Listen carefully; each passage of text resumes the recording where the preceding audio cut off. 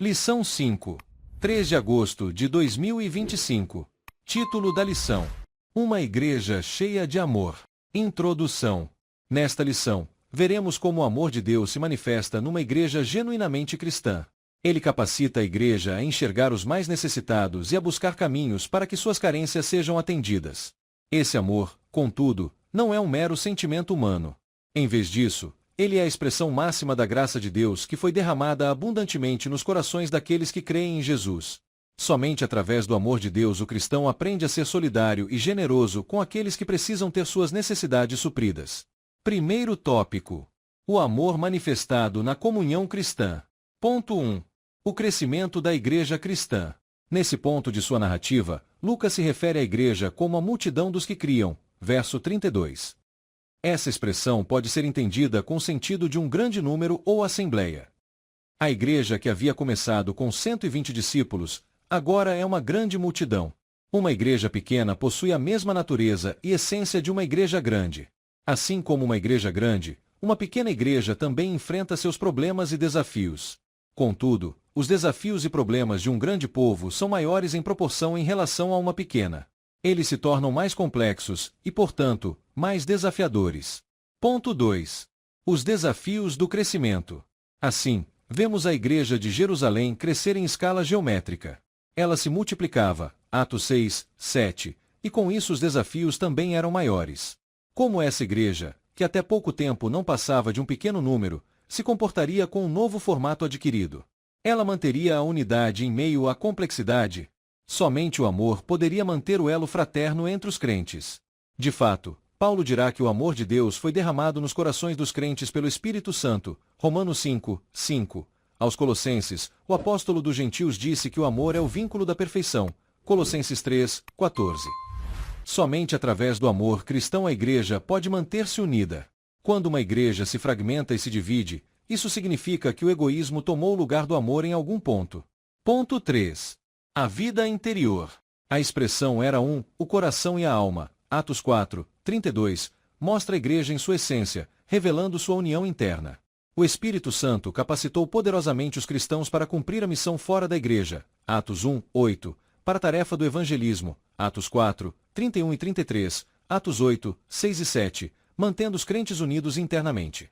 Segundo tópico: o amor como manifestação da graça. Ponto 1. A graça como manifestação do Espírito.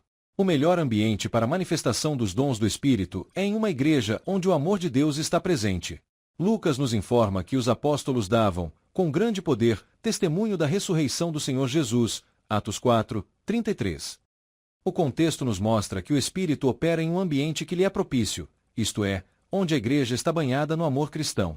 Muitos podem cair na tentação de achar que o segredo para ter uma igreja imersa no Espírito, isto é, onde os dons espirituais se manifestam com regularidade, tem a ver com cumprir determinadas regras e normas estabelecidas.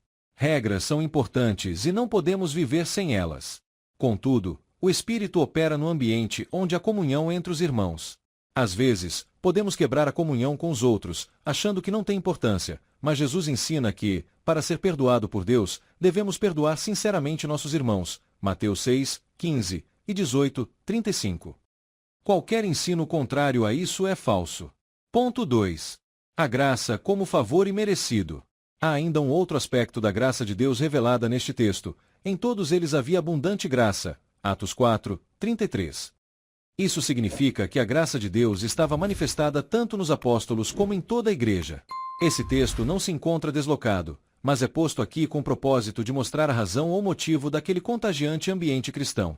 Uma igreja dinâmica, que demonstra amor para com seu próximo e na qual o Espírito Santo se manifesta de forma abundante, é uma igreja que reflete a graça de Deus. Na Bíblia, podemos perceber que a graça de Deus gerou entre os crentes um sentimento de gratidão por terem sido, sem merecimento algum, capacitados por Deus para viverem uma vida abundante. Isso se torna um padrão nas demais igrejas do Novo Testamento, 1 Tessalonicenses 4, 9. Vemos, por exemplo, esse sentimento de gratidão como uma resposta à graça de Deus na pessoa do apóstolo Paulo, 1 Coríntios 15, 10. Somente a graça gera tamanho sentimento de gratidão. Terceiro tópico: a manifestação do amor na solidariedade cristã. Ponto 1. A busca pela equidade. O dicionário Aurélio de Língua Portuguesa conceitua a equidade como a disposição de reconhecer igualmente o direito de cada um. Assim, diferentemente da igualdade, a equidade não enxerga as pessoas como sendo todas iguais, e por isso, busca formas de ajustar o desequilíbrio entre elas. Em Jerusalém não havia um nivelamento social, nem todos possuíam as mesmas condições. Havia pessoas mais abastadas, e havia pobres também. Estes, geralmente, em maior número. Logo, a Igreja demonstrou ser sensível a essa realidade, procurando tratar dessa situação, Atos 4, 34, sendo solidária com a situação dos menos favorecidos. Ponto 2. Propriedade e compartilhamento.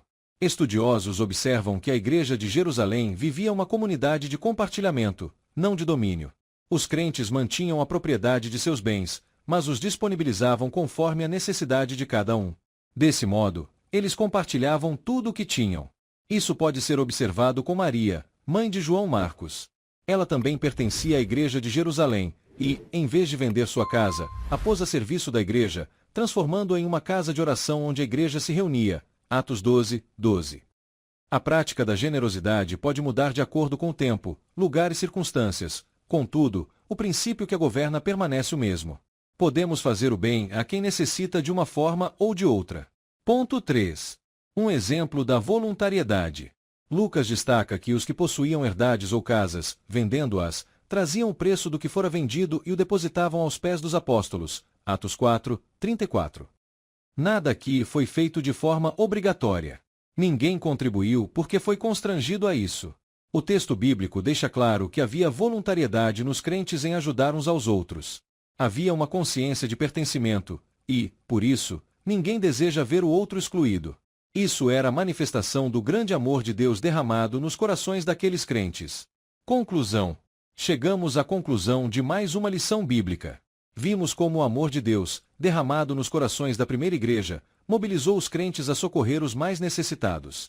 Isso aconteceu de forma voluntária quando cada um, de acordo com suas posses, se prontificava a dar do que lhe pertencia. Não há igreja cristã verdadeira sem essa identificação com o outro. Ninguém pode fechar os olhos diante da necessidade alheia e se auto-intitular de cristão. O verdadeiro amor se realiza no atendimento da necessidade do próximo.